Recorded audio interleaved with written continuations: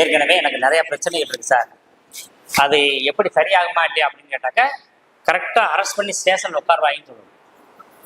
கன்னிராசி பூரா பாருங்க ஸ்டேஷனுக்கு போயிட்டு வந்துருப்பாங்க. யாராவது போனோம்னா போனோம்னு சொல்லுங்க, போகலைன்னா போகலைன்னு சொல்லுங்க. போகலை. சின்ன பையன் ஒவ்வொரு வயசுக்கு தகுந்த மாதிரி 3 வயதை நம்ம போட்டிருக்கிறோம். இளைஞர்களுக்கு வேலை போயிருக்கு, திருமணமானவனுக்கு கணவனுக்கும் மனைவிக்கும் பிரச்சனை, தொழில் பண்ணி பிஸ்னஸ் பண்ணுறாங்க 45, 50, 55 வயசுக்கு மேலே ஸ்டேஷன் சார்ந்த பிரச்சனை. 3 கேட்டகரி இருக்கு. இது 3யுமே ஈவன் பண்ணி பழகணும். யார் வந்திருக்கா, அந்த அன்னைக்கு என்ன ராசி, என்னென்ன சிரமம் பார்த்துட்டு நீங்கள் சொன்னீங்கன்னா கரெக்டாக இருக்கும். இப்படி நம்ம எப்படி கேள்வி வருதோ அந்த கேள்விக்கு தகுந்த மாதிரி நம்ம பதில் சொல்லலாம். இதற்கு கோச்சார கிரகங்கள் பயன்படுத்துகிறோம். இப்போ நான் சொன்னது எல்லாமே 10லே குரு வந்தால் பதவி பறி போயிருமா, அது சொல்லு. அதே மாதிரி 7ல் சனி தானே, கண்டம் அப்படின்றது. கண்டம்னா என்ன, கழுத்து. கழுத்துல பிரச்சனை நடக்கும். அப்ப பெண்களுக்கு கழுத்து சம்பந்தமான பிரச்சனை. 12ஆம் இடம் அயன சயன போகஸ்தானம். யார் உட்காந்துருக்கா, கேது உட்காந்துருக்காரு. அப்ப கேதுன்னா சிறை, 12ஆம் இடம் மறைவு வாழ்க்கையில. அப்ப ஏதாவது ஒரு பிரச்சனையை அல்லது இடம் மாற்றத்தை சந்திப்பாங்க. இதெல்லாம் தாங்குற சக்தி இருக்கா இந்த கன்னிராசிக்கு? அதான அடுத்த கேள்வி.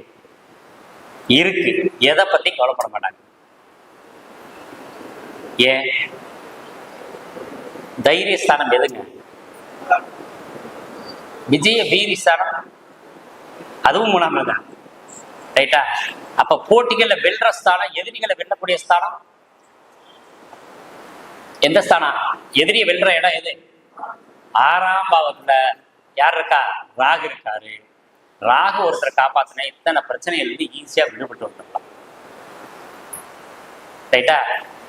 அப்புறம் பொன்னவன் அப்படின்னா யாரு? குரு.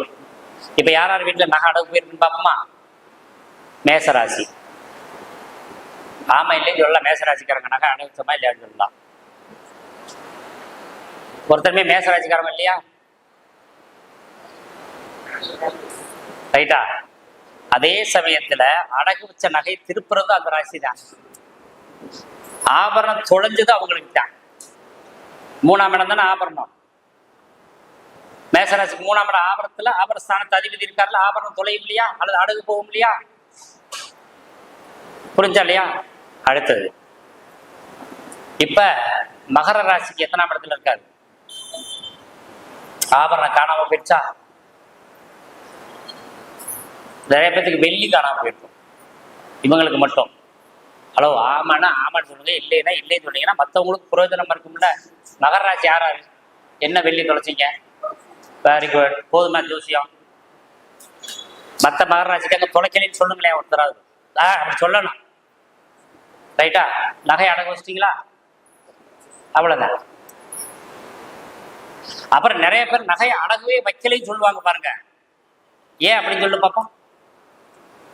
நகை இருந்தா தானே அடகு வைக்க முடியும். அதே சமயத்துல இதுலயும் பிளஸ் பாயிண்டும் கிடைக்கும். எப்படி? இப்ப மிதுனத்துல குரு இருக்காரு இல்லையா, அதை நம்ம கவனமா எடுக்கணும். மிதுன ராசியில குரு இருக்காரு. அந்த ராசிக்கு மிதுனத்துல சுக்கிரன், மிதுனத்துக்கு 5ஆம் இடம் தனுசுல சுக்கிரன், துலாத்துல சுக்கிரன், 7ஆம் இடம் தனுசுல சுக்கிரன், 9ஆம் இடம் கும்பத்துல சுக்கிரன் இருக்கவங்க பழைய நகையை போட்டு புது நகை வாங்குவாங்க. எப்படி? அப்ப எல்லாமே கோச்சாரத்துக்குள்ளே நிறைய எடுக்க முடியும் இல்லையா? இந்த மாதிரி நிறைய விஷயங்களை இனி வர்ற நம்ம ஜோதிடர்கள் பேச போறாங்க.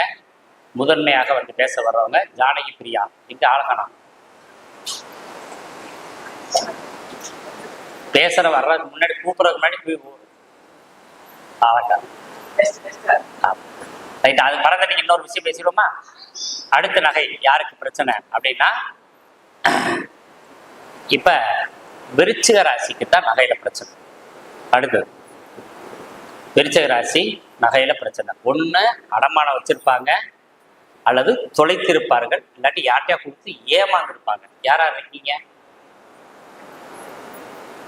அடமானம் வச்சீங்களா? வேற யாருமே விருச்சிக ராசி இல்லையா? விருச்சிக ராசி நிறைய பேர் ஜோசியர் இருக்கணுமே. இல்ல அடமானம் வைக்கலைன்னு சொல்லணும். பையனுக்கு வச்சிருக்கீங்க. 2 விருச்சிக ராசியா நம்ம டீமுக்குள்ள இருக்குது. என்னங்க கிளாஸ்லயே 40-50 பேர் இருக்காங்க விருச்சிக ராசி. விருச்சிகம், மேசம். ரைட்டா? ஆமா, இல்ல விருச்சிக ராசிக்கு நகாடம். இதுக்கு மேல சிம்பிளா ஒரு டாபிக் தர பாருங்க, இப்ப ஈஸியா நீங்க புரிஞ்சுக்கலாம். எதுக்கு ரொம்ப போயிட்டே இருக்கலாம். குரு கோச்சாரத்துல யாருக்கெல்லாம் மறைவு ஸ்தானம் பெறுகிறார்களோ அவர்கள் எல்லாம் தங்கத்தை அடமானம் வைப்பார்கள், ஆபரணங்களை அடமானம் வைப்பார்கள். அவ்வளவுதான் விஷயம். இப்ப புரிஞ்சிருச்சா? எப்ப திருப்புவாங்க? 2, 5, 7, 9, 11ஆம் இடத்தில் வரும் பொழுது நகைகளை திருப்புவார்கள். வேலை முடிஞ்சா? இப்படி நம்ம எடுக்கலாம். எப்போ புது நகை வாங்குவார்கள்? ஜனனகால சுக்கிரனை கோச்சார குரு பார்க்கும்போது நகை வாங்குவார்கள்.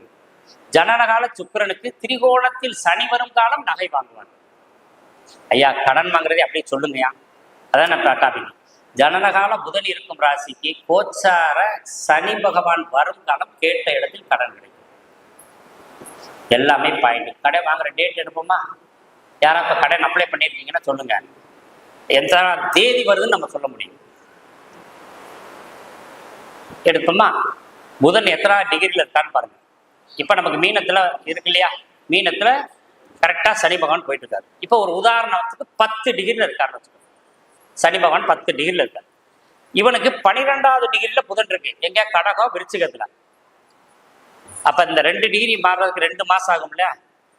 அந்த 2 மாசத்தினுடைய அதாவது ஜனனகால புதன் இருக்கும் ராசி டிகிரிக்கு கோச்சார சனி பகவான் என்னைக்கு அந்த டிகிரியை தொடுறாரோ அத்தனாம் தேதி அத்தனை மணிக்கு அது கடை வாங்க.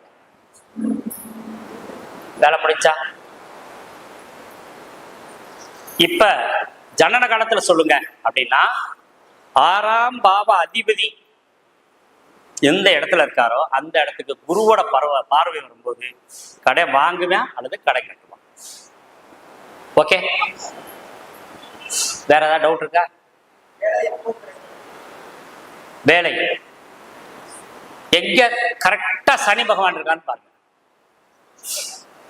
ஜனனகால சனிய கோச்சார குரு அதே டிகிரியில வர்ற அன்னைக்கு எத்தனை மணி எத்தனை நிமிஷத்துக்குன்னு பார்த்து எழுதி வைங்க. அந்த மணிக்கு அப்பாயின்மெண்ட் ஆகும். வரலைன்னா நான் தர்றேன். என்ன காரணம் அப்படிங்கிற சனிதான் வேலை காரணம். ரைட்டா? ஜனனகால சனி மேல கோச்சார குரு பார்வை வந்தது அன்னைக்கும் அவனுக்கு வேலை கிடைக்கலன்னா அந்த வருடமே அவனுக்கு வேலை கிடைக்காது. ஏன்னு கேட்டீங்கன்னா ஏதேனும் பாவகிரகம் ஜனனகால சனியை தீண்டிருச்சுன்னா அப்படின்னா சேர்ந்திருந்தா ஜனன காலத்திலேயே கோச்சாரத்திலே இருந்தா அந்த வேலை அவனுக்கு பறி போயிடும். வந்த வேலையை கிடைச்ச வேலையை வேற ஒருத்தர் வாங்கிட்டு போயிருந்தான். அடுத்த கொஸ்டின் டப்பு டப்புன்னு கேளுங்க, வேகமா போகும். உத்தியோகக்காரகன் யார்? சூரியன். சூரியனை கோச்சார குரு பார்க்கும்போது உத்தியோகம் கிடைக்கும்.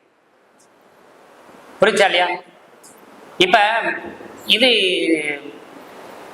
நம்ம இதுல எல்லாம் கம்ப்யூட்டர்ல இதுல ஒர்க் பண்றாங்க இல்லையா, சாஃப்ட்வேர் லைன்ல என்னங்க, அதுக்கு என்ன கிரகமா இருக்கும்?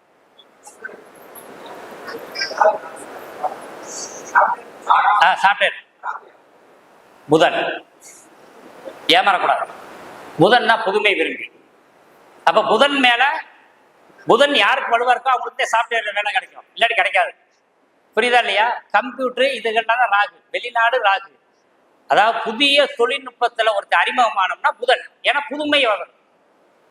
சனி பழமை. இப்ப சனியை பாக்குறாரா புதனை பாக்குறாரான்னு பார்க்கணும். கோச்சாரத்துல ஜனனகால சனி மேல போகும்போது அவனுக்கு முதல் சம்பளம் கிடைக்கும். ரைட்டா? அதுவும் ஃபர்ஸ்ட். அந்த சனி என்ன நட்சத்திரத்துல இருக்கான்னு பாருங்க. சனியோட நட்சத்திரம் தான் அவனுக்கு சாதாரண பழமையான வேலை, ஏற்கனவே நடந்துகிட்டு இருக்க பழமையான ஆதி காலத்து வேலை. புதனை தொடர்பு சனி புதன் நட்சத்திரத்துல இருக்காரு, அல்லது புதனோட சனியும் புதனும் தொடர்பு கொள்றாரு கோச்சார குரு. அப்ப என்ன சாஃப்ட்வேர்ல வேலை கிடைக்கும்? புதன் நீசம், ஆட்சி, உச்சம், பரிவர்த்தனையில இருந்து அவனுக்கு சாஃப்ட்வேர் வேலை. நீச்சத்தை போய் சொல்லியிருக்கோமே பாத்தீங்களா? யாராருக்கெல்லாம் நீசமா இருக்கோ அவங்க என்னன்னா புலமை பெற்றவர்களாக இருப்பாங்க. புதன். ரைட்டா? யாராருக்கெல்லாம் சுக்கிர நீசமா இருக்கோ அவங்களுக்கு 2 திருமணத்துக்கு வாய்ப்பு உண்டு. யாராருக்கெல்லாம் குரு நீசமா இருக்கா அவங்களுக்கு 2 குழந்தை 3 குழந்தைக்கு வாய்ப்பு உண்டு. அதனாலதே சூரிய நீசமாகக்கூடாதுன்னு சொல்லுது.